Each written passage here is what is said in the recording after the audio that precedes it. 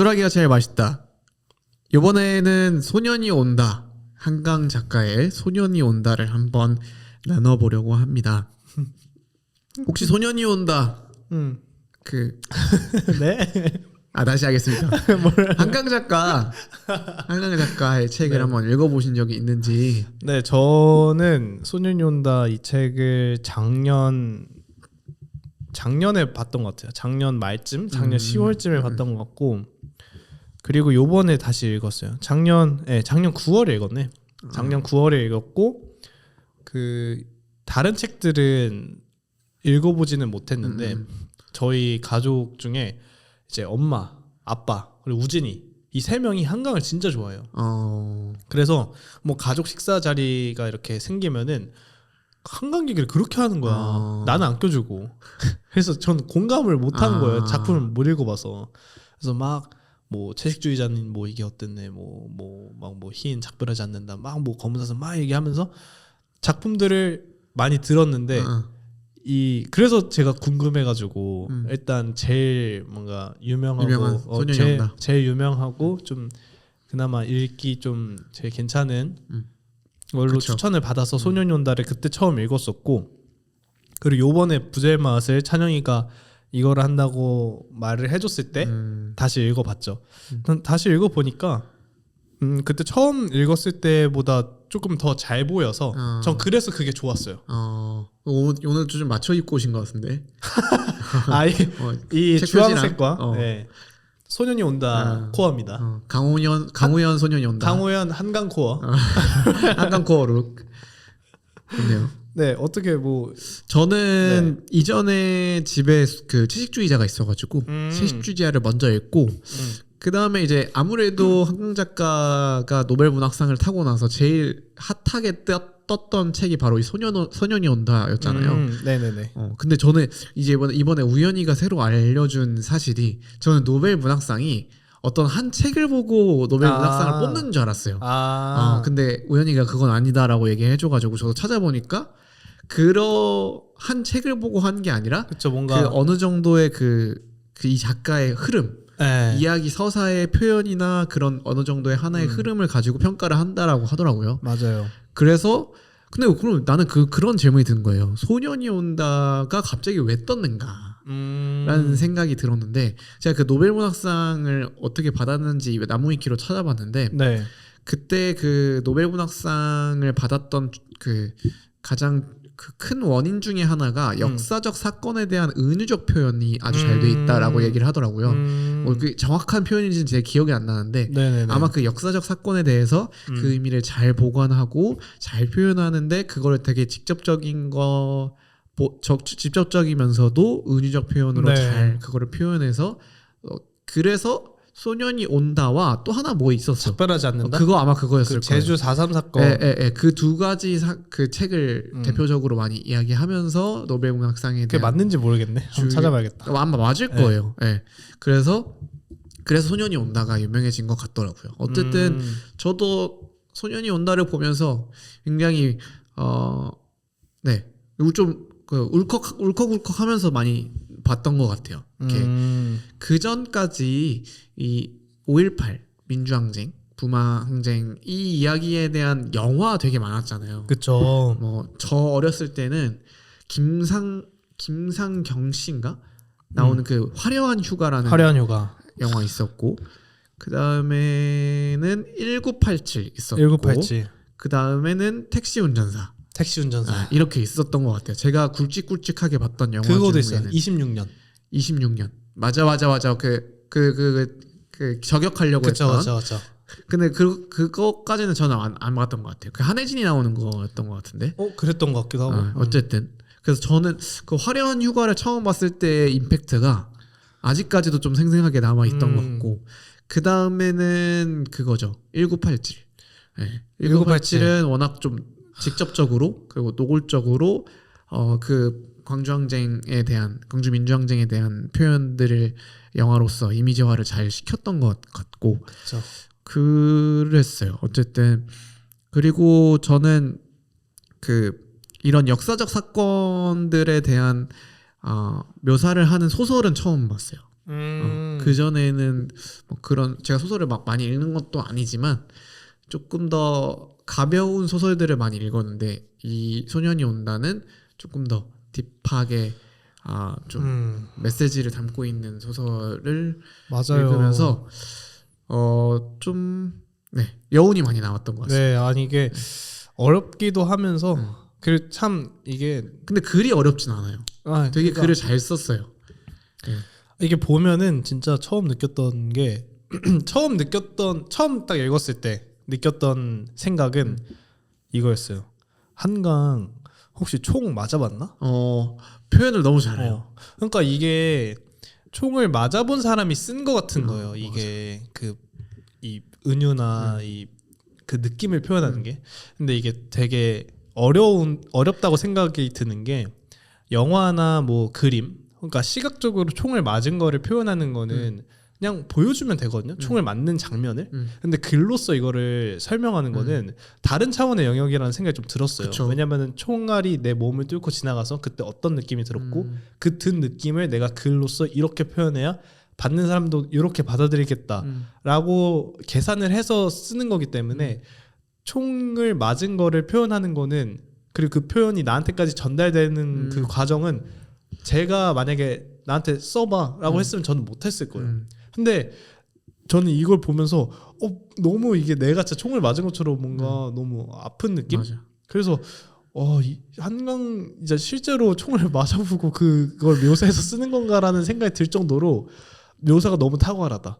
그리고 동시에 너무 사실적이다. 맞아요. 그래서 참 그 검은 숨 챕터는 참 이게 전 되게 그쵸. 울컥을 많이 했거든요. 맞아요. 그 검은 숨에서 이제 이거는 첫 챕터인 그 소년의 눈물인가요? 그 뭐 처음 작은 나오는 새였나? 작은 새 그거 어린 새, 바로 어린 새. 어린 새와 연결되잖아요. 네, 바로. 맞아요.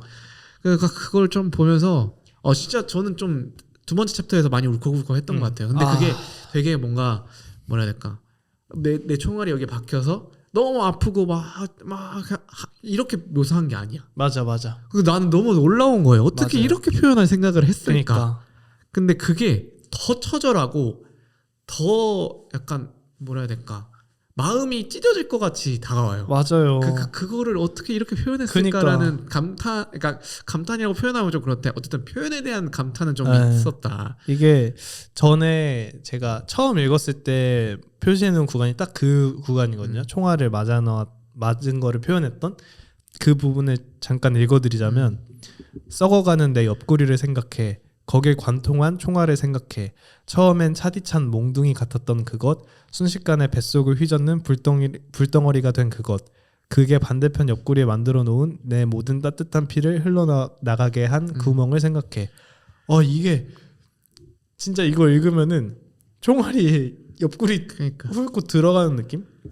그러니까 어떻게 이렇게 표현했을까라는 생각을 해요. 네. 참 이 사람 자체가 되게 섬세한 사람이고 그 또 감사했어요. 좀 이런 역사적 사건에 대해서 잊혀지지 않을 수 있도록 좋게 표현하고, 그러니까 뭐 좋게 표현했다라는 게 어떤 이렇게 선하게 잘 포장해서가 아니라 정말 사실적으로, 그리고 모두가 이거에 대한 아픔을 느낄 수 있게 표현할 수 있게 해줘서 너무 고마워요. 네. 약간 그런 생각이 들더라고요. 그러니까 이런 이야기를 들으면서 이 한강 작가의 되게 장점은 너무나 잘 그려져요. 맞아. 이게 이미지로 내가 상상했을 때 너무 잘 그려져. 맞아. 이게 약간 글이 맞나 싶을 정도로. 이게 그 뒤쪽에 그 저번에 저희가 또 부제맛에서도 다뤘던 신영철 아저씨가 쓴 그 글이 있는데 저도 그거 이번에 읽어줄라 했는데 너무 공감이 돼. 여기에 그 똑같이 시적 초혼과 산문적 증언을 동시에 감행하는 문장들은 거의 원망스러울 만큼 정확한 표현으로 읽는 이를 고통스럽게 한다. 맞아. 나 진짜 이게 너무 정확해. 나 읽으면서 너무 고통스러웠어. 근데 동시에 너무 사실적으로 그려져가지고 참 글 너무 잘 쓴다. 근데 우현 씨도 읽어보면 좋겠지만 문상훈이 채식주의자 그거 했잖아요. 리뷰했었잖아요. 원래 그래요? 몰랐어. 파도넘스에서 리뷰했었어요. 그래요? 문쌤으로. 몰라. 저는 그래서 그 채식주의자를 먼저 알았어요. 소년이 온다보다. 음. 채식주의자 보고 싶은데? 라는 생각이 드는데 채식주의자가 어떤 논란이 있었냐면 불온서적이다. 이런 이야기가 있었어요. 이렇게 뭐 국가 청문회에서 정부 청문회에서 어떤 의원이 이거 애들이 읽히면 안 된다. 그러니까 불온서적은 도서 자체가 문제가 있는 거예요. 근데 어쨌든 또 다른 입장에서는 아니 한강 작가의 좋은 표현과 어쨌든 그런 문학적 요소로 봐야 한다. 근데 저 채식주의자 봤거든요. 되게 이상해요. 근데 왜 이상하냐면 표현을 너무 잘해요. 그래서 나도 불온서적이라고 한 것도 이해가 되고 이건 문학의 한 장르로 봐야 된다라고 하는 것도 이해가 돼. 왜냐면 진짜 그 채식주의자는 되게 뭐라 해야 될까? 되게 어떻게 이런 표현을 썼지? 어떻게 또 이런 생각을 했지? 라고 싶을 정도로 봤었던 것 같은데 제가 짤막한 영상을 되게 봤어요. 한 여인의 어떤 뭔가 안타까운 그 한 일생을 다루는 그런 이야기이거든요. 그 김창완 선생님이었나? 김창완 씨였나? 아무튼 어떤 분이 인터뷰를 하는 영상이었어요. 그 문장을 읽으면서. 그래서 똑같으면 어떻게 이런 글을 써요? 이러고 그러니까 한강 작가가 막 약간 뭐 그래도 뭐 이렇게 뭐 답변 잘 기억 안 나는데. 근데 한강 작가가 생각보다 묻어냈어. 되게 이렇게 막 엄청 특별한 사람이 아니에요. 보면 아들이 있나 뭐 하여튼 이 아들이 있었던 것 같은데 이렇게 그냥 평범한 가정의 엄마야. 근데 그냥 작가인 거죠. 근데 채식주의자도 이어서 이 소년이 온다까지 봤을 때 그 감정선을 너무 잘 표현한다. 맞아요. 네, 약간 그런 생각이 들더라고요. 그리고 저는 다시 읽으면서 느꼈던 거는 맨 처음에 제가 이 책을 읽었을 때는 첫 장의 어린새 부분 있잖아요. 근데 첫 장의 첫 문장이 그러니까 처음 부분이 너는 소리내어 중얼거린다. 너는 눈을 가늘게 뜨고 도청 앞 은행나무들을 지켜본다. 뭐 이런 식으로 2인칭으로 시작이 되거든요. 그러니까 2인칭 관찰자 느낌이에요. 맞아. 그래서 주인공이 어떤 사람을 따로 이렇게 보면서 쓰는 건가 보다 하는데 이게 2인칭 관찰자면은 그 주인공 그러니까 너로서 지칭되는 그 사람 캐릭터의 내면까지는 모르잖아. 근데 여기는 뭐 심리도 알고 주변 상황도 다 알고 그러니까 이게 뭐지? 2인칭 주인공 시점이라는 게 내가 모르는 그런 게 있나? 되게 새로워. 그래서 이게 뭐야? 이게 뭐야? 하고 처음에 그냥 읽었어. 그리고 2장 넘어갔을 때도 그냥 뭐 그런가 보다 하고 그때는 그냥 아무것도 잘 모르고 그냥 각 챕터마다 이렇게 봤던 것 같은데 요번에 읽으면 생각한 거는 그 2장에 죽었던 그 정대라는 그 꼬마 애가 유령이 돼서 맞아. 1장에 그 이미 죽은 거죠. 동호를 이렇게 보면서 귀신이니까 이 동호의 심리를 다 아는 건가? 라는 생각이 좀 들었는데 이렇게 보는 게 맞나요? 이렇게 봤었나요? 어땠어요? 맞아요. 그렇게 그거 보면 맞아요. 맞아요. 네, 정대가 이제 어떻게 된지 모르잖아요. 그러고 이제 결국에는 1도 챕터가 끝나면서 그 정대가 나오죠. 그러니까 그 2장의 죽은 거예요. 말투가 1장의 말투랑 똑같더라고. 그때 너는 죽었어가 그때 동호가 죽었던 거를 그래서 2장에서 이게 1장에서 화자가 정대구나를 알려주는 포인트겠구나 이 생각이 들면서 1장 2장 연결되는지는 몰랐던 거야. 그러니까 그 처음 읽었을 때는 그냥 이 옴니버스 구조인 줄 알았는데 그냥 단편 소설식 에피소드 사파식 약간 그런 이런 식으로 느낌. 알았는데 다시 보니까 이게 이어지네. 맞아. 근데 이게 끝까지 이어지는 것도 알았죠. 네. 그래서 저는 그거 보면서 2장에 잠깐 나왔던 뭐 선주 누나, 은숙 누나 뭐 이런 거 등장인물 다시 살펴보다가 이 사람이 이 사람이야? 이 김진수 이 사람이 이 사람이야? 이러면서 막 이게 왔다리 갔다리 하면서 이 하나의 그 뭐라 해야 될까 이 소년이 온다 유니버스 그게 조각에 맞춰지는 그 경험을 하면서 내가 문학에서 배웠던 그것과는 달라. 뭔가 내가 그 문학 시간 때 배웠던 너무 재밌어. 그러니까 그런 뭐라 해야 되지 그냥 되게 보편적인 형식은 첫 장의 주인공이 쭉 끝까지 가는데 이거는 매번 다른 건데 이게 되게 영화처럼 이어지는 거지. 이어지는 그 드라마 악연 봤어요? 아니요. 넷플릭스 드라마? 아니요. 그런 것처럼 뭔가 되게 이어지는 아무튼 뭔가 드라마처럼 각 인물들이 다 다른 데서 온데군데서 출발하는데 알고 보니까 하나의 이야기를 다루고 있는 그래서 그런 내용이어서 보면서 되게 재밌는데. 그 저는 이제 소설을 보는 내가 눈이 이렇게 넓진 않기 때문에 뭐 제가 이제 잘 몰라서 그런 걸 수도 있겠지만 저는 두 번째 챕터 검은 숨에 대한 어떤 그 이미 죽었잖아요. 근데 자기를 그 시체를 그렇게 표현하는 게 너무 이제 맞아. 새로운 거예요. 사실. 맞아. 어떻게 이렇게 얘기하지? 그러니까. 근데 그게 약간 이질감이 전혀 느껴지지가 않아요. 실제 귀신이 말하는 것 같죠. 근데 난 귀신이라고 그러니까, 생각하지 않아. 그치, 나는 그러니까 그냥 정대라고 생각했어. 그러니까 어떤 육체가 아닌 어떤 뭔가 육체를 넘어선 육체를 초월한 어떤 존재가 자기 육체와 구별되어서 말을 하는 느낌. 근데 그거 봐봐요.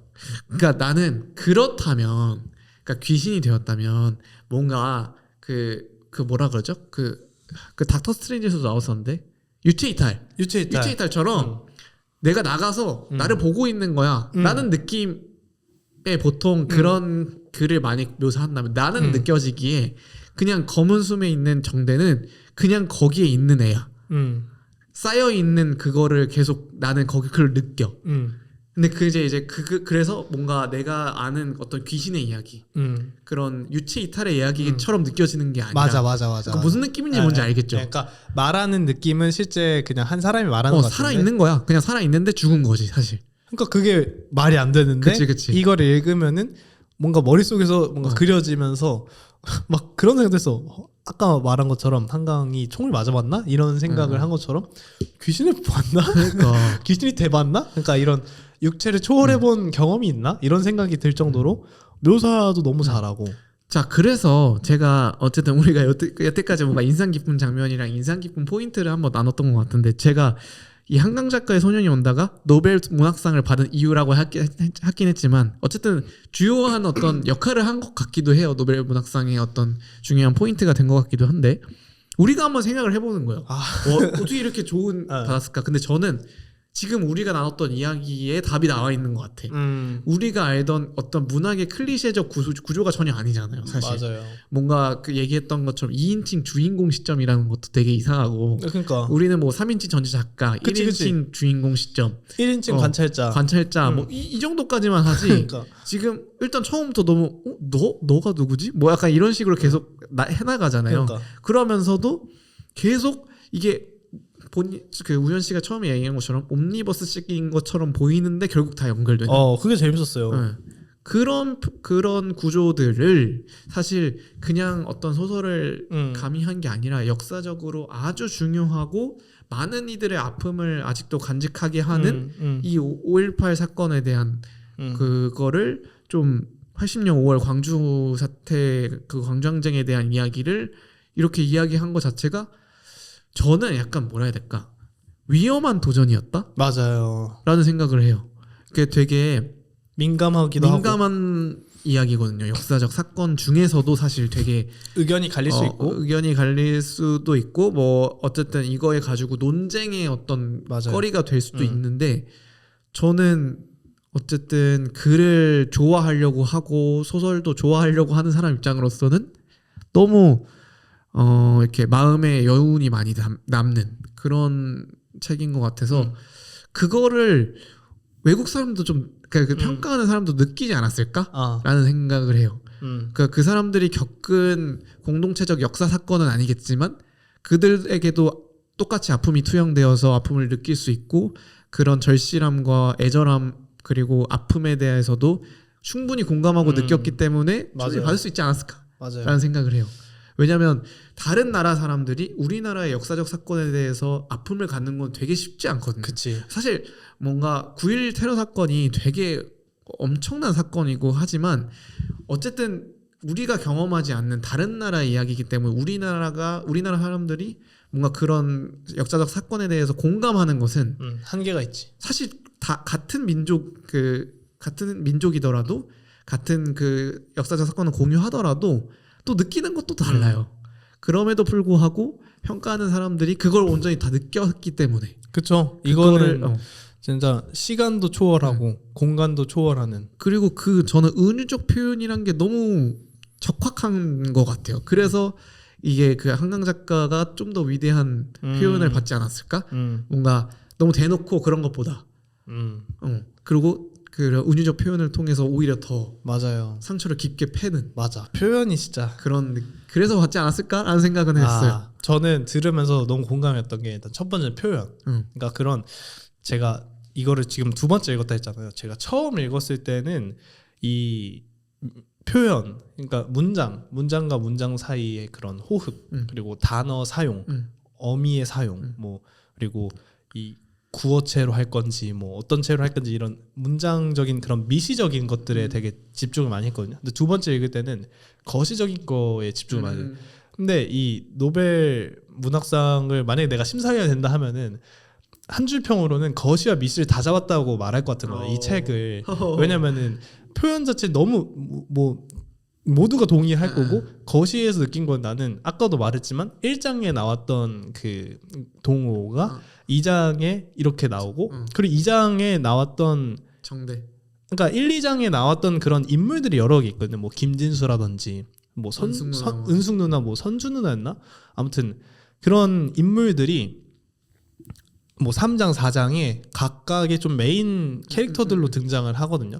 근데 저는 처음에는 그게 안 나와. 그러니까 예를 들면은 뭐 당신은이라고 나오든지 뭐 3인칭으로 나와서 뭐 또 새로운 그냥 이야기인가로 생각이 들게 해. 그러다가 어떤 다른 캐릭터가 불러 뭐 김찬영 씨 하면 아, 이 사람이 김찬영 씨였구나. 그러면 그럼 김찬영 어디서 들어봤는데 하고 1장 다시 봐. 그러면 김찬영 1장에 살짝 나와. 1장에 뭐 갑자기 찬영 형이 음료수를 건네줬다 이런 식으로 나와. 왜냐하면 1장은 진짜 쓱쓱 지나가는 인물들이 되게 많아요. 맞아. 그래서 난 김밥 이렇게 주고. 그래. 난 그 재미가 너무 재밌는 거야. 그러니까 잠깐 났던 사람이 저 먼 4장에서 등장하는데 그게 또 그 장에서는 그 사람 메인 캐릭터로 등장해.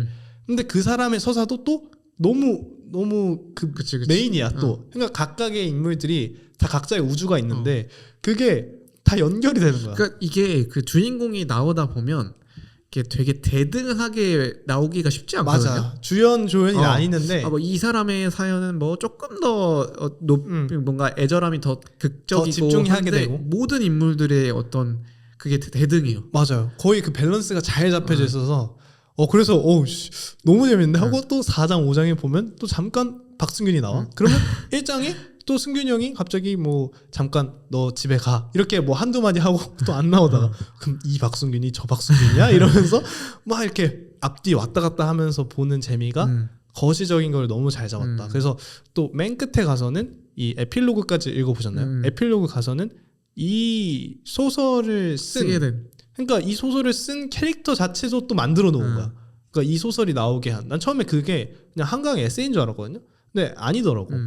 근데 그거의 말을 빌려서 마지막에 그 동호의 작은 형이 한 말이 뭐 소설 쓰는 거 허락한다. 근데 최대한 잘 써달라. 아무도 이제 내 동생 모욕 안 하게, 모독 안 하게 잘 써달라라고 이렇게 말을 하는데 뭔가 그 약간 한강의 어떤 좀 캐릭터를 만들어 놓은 것 같아요. 소설가 캐릭터 같은 것들을. 또 여자이기도 하고. 여자 맞나? 아무튼 누가?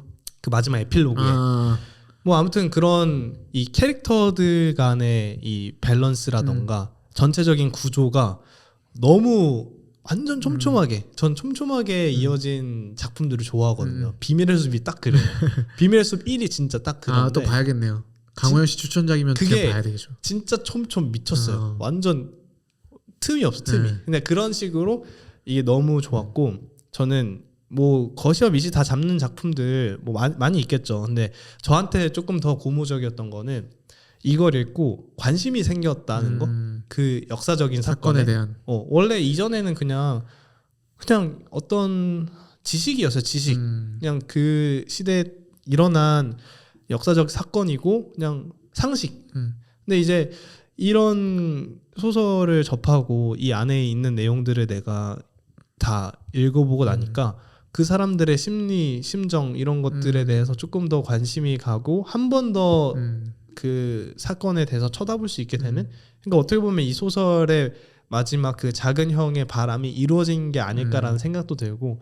그래서 뭐 거시를 더 넘어서는 작품을 넘어서는 뭐 말을 만들자면 뭐 초대형 거시까지 건드려서 그래서 만약에 이 노벨 문학상 그 심사위원들이 이런 것들에 좀 더 물론 이거 하나만으로 주지는 그렇지 않았겠지만 않았겠지만 이 작품만 심사를 한다면 거시, 미시, 초거시까지 다 잡았다.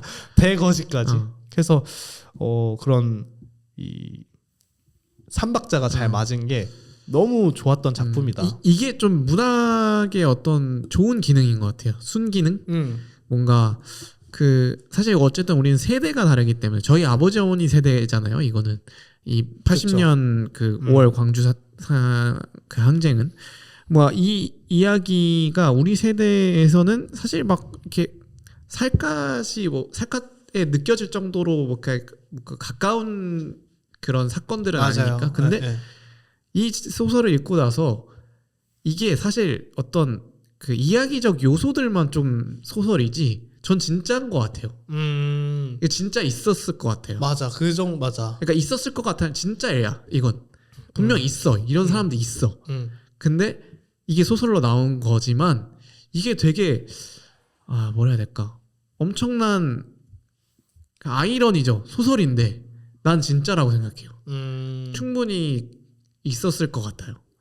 네, 그래서 좀 더 마음이 아프게 다가왔고. 너무 마음 아파. 이거 네. 진짜 읽으면 어쨌든 너무 아팠어요. 그래서 저는 오히려 좀 이 소년이 온다도 궁금했지만 그 제주 4.3 사건을 다루는 그것도 맞아. 굉장히 안타까운 역사적 사건을 다루고 있으니까 뭔가 네 그랬던 것 같습니다. 그래서 다른 진짜 찬영이 말처럼 다른 작품에도 더 관심이 생겼고 우진이 말로는 검은 사슴이 그렇게 재밌대요. 자기가 읽어봤던 한강 책들 중에서 최고 원탑은 검은 사슴. 사슴. 그래서 일단 사놨거든요. 검은 사슴 집에 있긴 한데 뭐 일단 듀는 다 읽고 나서 외국 소설과 한국 소설을 논하는 듀 읽다가 이걸 읽었잖아요. 네, 그래서 다시 좋습니다. 듀 아무튼 네, 그래서 좀 질문을 이게 세 번째 질문은 뭐 넣어도 되는지 안 넣어도 되는지 모르겠는데 조금 더 가볍게 만약에 내가 이 소설을 영화화 한다면 물론 이 소설이 더 완벽해요. 그렇지. 근데 굳이 뭔가 영화화 한다면 꼭 넣었으면 하는 장면이 있으면 어떤 것일까? 벌써 슬퍼. 그러니까 나도 저는 근데 개인적으로 19세로 나왔으면 좋겠습니다. 19세로. 있는 그대로를 모두 다 묘사했으면 좋겠어요. 근데 저는 영화화를 한다고 하잖아요. 그 감독이 정말 어려울 것 같아요. 맞아요. 어떻게 만들까? 맞아요. 이 대작을 사실 이거 세 번째 챕터에 일곱 번 뺨인가요? 일곱 개의 뺨. 뺨셋. 그것도 너무 재밌었어. 그거는 굉장히 그건 굉장히 새로웠습니다. 그것도. 저는 뺨넷. 그거는 그 표현 방식이 너무 멋있었어요. 이렇게 얘기하다가 뺨 하나, 이렇게 하다가 뺨 둘, 뺨 셋. 그리고 저는 약간 저는 영화화 한다면 계속 그 얘기만 나오는데 제가 두 번째 챕터가 너무 몸에 마음에 와닿아가지고 검은 숨이 만약에 영화화 된다면 꼭 있어야 될 것 같은데 어떤 느낌이었냐면 저는 이게 같은 결인지는 모르겠는데 저는 괜히 그게 생각났어요. Everything Everywhere All at Once에서 돌 그거 장면 있잖아요. 네네네. 나는 근데 왠지 그런 느낌이 떠오른 거야. 뭔가 적막한데 그냥 그런 장면이 떠오르고 독백의 이야기만 계속 흘러가는 거지. 뭔가 그런 장면이 떠오르더라고요. 그런 걸로서 충분히 여운이 되지 않을까라는 생각은 했었어요. 저는 뭔가 그런 얘기 제가 감독이 된다면 그 챕터를 그 카메라 워킹을 계속 위에서 아래를 내려다보는 구도로만 찍을 것 같아요. 관찰 카메라처럼 그냥 여기다 놓고 계속 찍는 거죠. 일단은 그 이런 시신이 쌓여져 있었잖아요. 맞아요. 그 시신이 쌓여져 있었으니까 높은 곳에서 내려다보는 걸 거 아니에요. 정대가. 그리고 정대가 그러니까 그 화자가 그게 아니더라도 뭐 육체를 초월한 어떤 존재니까 다른 것들도 볼 수 있을 거 아니야. 그러면은 어쨌든 위에서 약간 귀신이 위에서 우리를 내려다보는 느낌으로 카메라를 내려다보고 있는데 이제 뭐 그 사람이 말을 하거나 그러진 않고 그냥 이제 딱 보여주기만 하는 거지. 그러다가 마지막에 다시 뭐 다른 이들의 시점으로 그 사람 뭐 클로즈업. 그러면은 생각보다 그렇게 오래되진 않겠네요. 그 장면에 대한 러닝 타임이. 근데 뭔가 그 정대가 보는 어떤 다른 동호의 이야기를 비춰줌으로써 좀 시간이 그래도 한 2-30분은 나오지 않을까? 몰라요. 몰라요. 감독이 대본 적이 없어서 몰라요. 뭐라 해야 될까? 적막함 속에서의 긴 러닝 타임을 가져가고 싶어요. 이 장면은 뭔가 진짜 뭐 독백이 그냥 한 20분 30분처럼 계속 가는 거예요. 어떤 한 그냥 저는 오히려 어떻게 생각하냐면 위에서 해주는 게 아니라 그 이렇게 깔린 정대의 시점에서 계속 그 눈이 움직이는 거죠 사실. 이렇게 깔린 상태죠. 이렇게 내 손톱도 보고 뭔가 그런 느낌. 어쨌든 그런 영화를 한번 생각해봤어요. 뭔가 이거를 어쨌든 소설을 보다 보면 이미지화를 시켜서 우리가 생각을 하다 보니까 맞아요. 뭔가 그랬으면 어떨까라는 생각을 한번 해봤고. 저는 영화 보면서 영화화는 소설을 보면서 영화 보면서래. 소설을 보면서 영화화를 하고 싶었던 장면은 그 마지막에 엄마 진짜 눈물 버튼이야 진짜로. 저는 이거 노래 들으면서 봤거든요. 뭔 노래 들으면서? 일부러 우울한 어떤 그 피아노 하나만 나오는 그런. 저는 원래 노래 들으면서 하는 걸 좋아하니까 진짜 그러면 눈물샘이 터져요. 이거는 주체가 안 돼요. 지금도 약간 좀 눈이 피곤해서 그런 건 아니고요. 반짝반짝.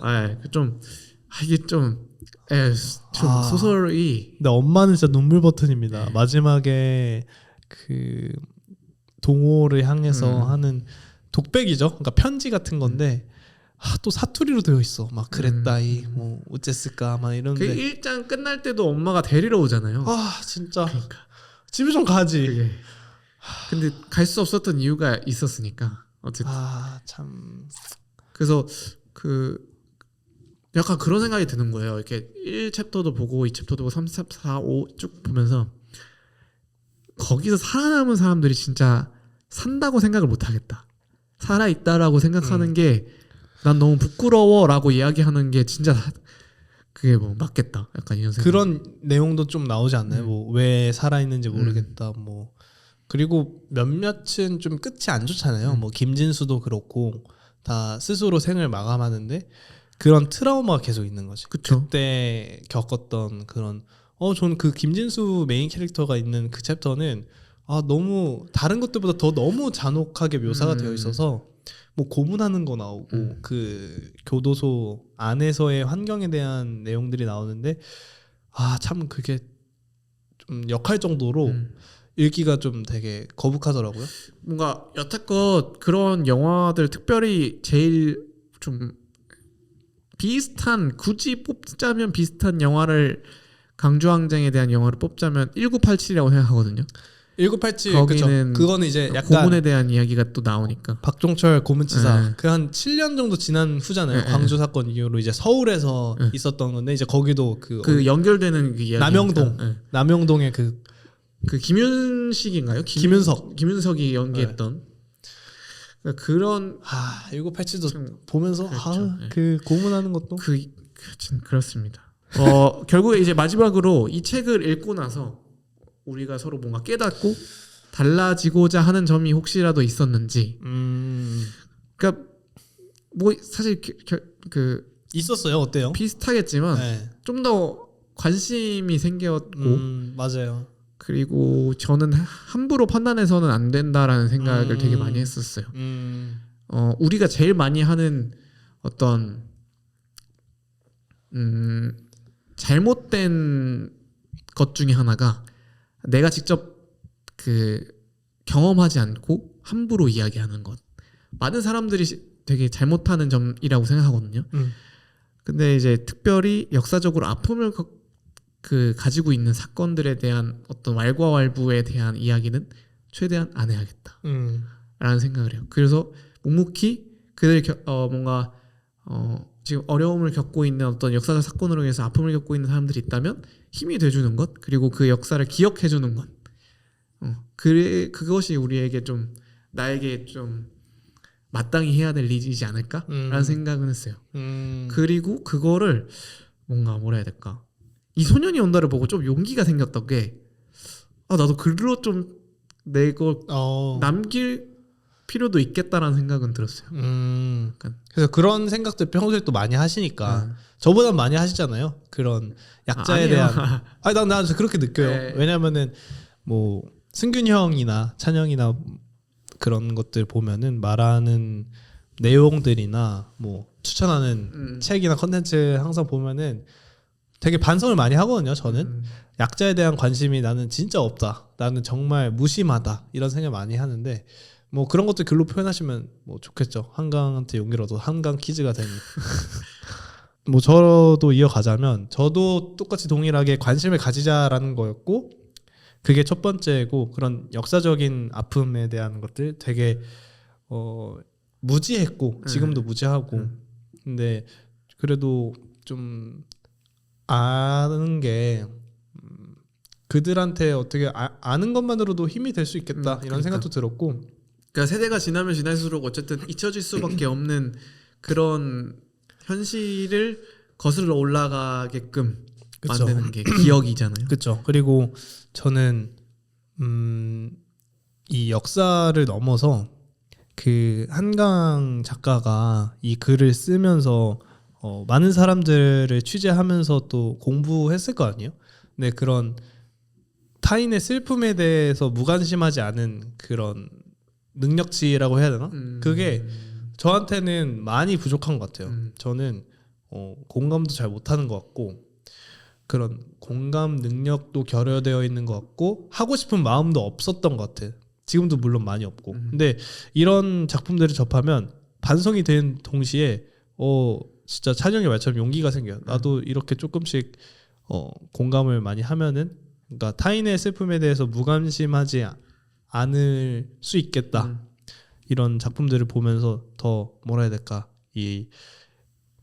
좀 열심히 해야겠다. 약간 도전 의식 같은 그런 게 생기고 그래서 참 저뿐만 아니라 요즘 많은 좀 세태가 그런 것들에 대해서 좀 무관심할 수밖에 없는 상황이기도 하고 환경이기도 하고 왜냐면 그런 데 관심을 어떻게 가져 내 인생이 제일 슬픈데 이런 게 제일 많을 거고 그래서 뭐 일단 뭐 누구 뭐라 할 게 아니라 저부터 약간 약자에 대한 관심 뭐 약자가 아니더라도 이런 아픔에 타인의 아픔 타인의 슬픔에 대한 관심을 조금씩 키워나가는 거를 연습을 해야겠다 이런 생각이 좀 들었던 것 같아요. 이 책 읽으면서 이거 쓰면서 얼마나 많이 울었겠어요. 한강 작가가 이것만 봐도 너무 슬픈데 이제 실제 그 겪은 사람들한테 가서 이렇게 인터뷰나 이런 것들을 요청을 했을 거 아니에요. 그래서 그런 사람들에 대해서 좀 무관심하지 않는 거 그게 이번에 좀 큰 교훈이었다. 소녀온다 읽으면서 유명하고도 유명한 유명하고도 한강 작가의 노벨 문학상을 받은 한강 작가의 대표적 작품 중에 하나인 소년이 온다에 대해서 한번 읽어보았습니다. 저는 되게 왜 사람들이 그렇게 난리를 쳤을까를 되게 의구심만 가지고 있었는데 막상 책을 읽어보니 뭔가 난리라고 표현하는 것도 조금 더 너무 부정적 표현이지 않았을까라는 그 표현에 좀 제 스스로에게 반성을 근데 저는 하면서. 한편으로는 이 한강 시대에 살고 있잖아요. 저희가 그게 너무 행운인 것 같아요. 맞아 노벨 문학상을 탄 그 사람이 우리랑 같은 세대를 공유하고 있다는 거. 왜냐면 외국 보면은 다 옛날 사람들이잖아. 뭐 까미, 뭐 해밍웨이 막 다 맞나? 뭐 노벨 수상했나? 아무튼 그런 정말 고전의 대가들은 옛날 사람들이 많잖아요. 근데 이 지금 여기에서 문학상을 수상한 사람이 한국 사람. 근데 심지어 이런 내가 살아있을 때 이런 걸 탔어. 그러면 이제 뭐 나중에 뭐 내 후세대 사람들한테 내가 뭐 20, 30대 때 갑자기 노벨 문학상을 한강에 타서 나도 막 그때 이렇게 소년이 온다 읽고 막 감동받고 그랬다 이런 얘기를 할 수 있잖아요. 근데 그런 게 참 감사하다. 맞아. 어쨌든 그런 또 감사함을 느끼면서 재밌습니다. 또 이 역사적 사건에 대한 어떤 기억을 잊혀지지 않을 수 있도록 부단히 노력해야겠다라는 우리의 어떤 깨달은 점도 있었고 그리고 여러분도 함께 이 소년이 온다의 책을 함께 읽으면서 또 여러 공감을 함께 하셨으면 좋겠고 또 감정에 대한 공유도 함께 해주셨으면 좋겠습니다. 정말 좋은 작품이라고 생각됩니다. 네, 그리고 한번 읽어보시고 좋은 글을 읽었던 후기들도 함께 나누어주셨으면 댓글로 남겨주셨으면 좋겠습니다. 그러면 저희 2월 부젤맛은 여기까지 하도록 하겠습니다. 다음에 더 좋은 영상으로 부젤맛 추천을 좀 받을까요? 네. 컨텐츠 근데 항상 그런 말을 하는 것 같은데 잘 안 네. 해주셔가지고 네. 어쨌든 부젤마 추천할 것들이 있다면 저희가 또 보고 판단하고 정해보도록 하겠습니다. 알겠습니다. 그럼 가보겠습니다. 인사하겠습니다. 안녕.